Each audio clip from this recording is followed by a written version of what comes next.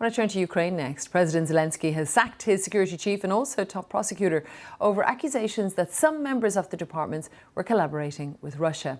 Of the sacked officials, one is a childhood friend of the president, while the other has played a key role in the prosecution of Russian war crimes. In a televised address, Mr. Zelensky said over 600 cases of collaboration and treason have been opened against law enforcement officials. More than 60 employees of the prosecutor's office and the security service of Ukraine have remained in the occupied territory and are working against our state. The former head of the main department of the security service in the Autonomous Republic of Crimea was detained. I dismissed him back in the beginning of the full-scale invasion. As we can see, this decision was justified. Sufficient evidence has been collected to give a notice of suspicion of state treason to this person. Mr. Zelensky there. Well, our correspondent Joe Inwood gave us the latest on that situation from Kyiv. So the two people, Ivan Bekhanov and Irina Benediktova, were two of the most powerful figures in this government. One of them ran the security services, the other one the prosecutor's office.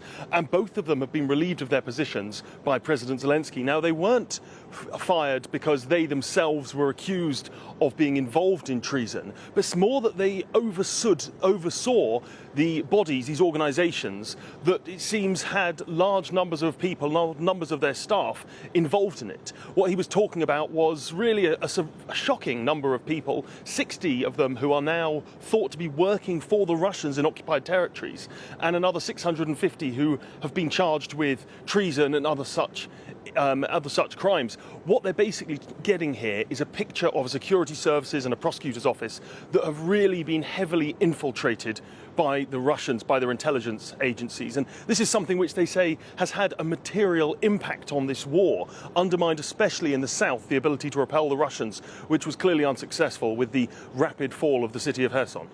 That's so interesting, that particular aspect that you bring up, Joe, because you can only imagine that it would introduce mistrust, doubt perhaps, with colleagues and with people fighting side by side within the operation.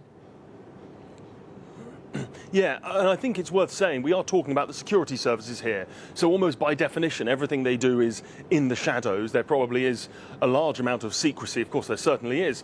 But it is going to undermine that sense that people can have faith in the organisation. When you think that this is an organisation with 35,000 people, to have 600 of them, I mean, it's spread across different departments, but 600 accused of this is a very, very significant number. It's worth saying that this is something which is not unique to Ukraine. There have been suggestions at the start of this conflict that there were people in the Russian security services who were doing the reverse. So maybe what we're seeing here is the normal back and forth of intelligence operations. But I think there probably has been a sense here for a long time that the Russians have infiltrated this state, that they have been working to undermine it from the inside. And it's obviously something President Zelensky is trying to deal with.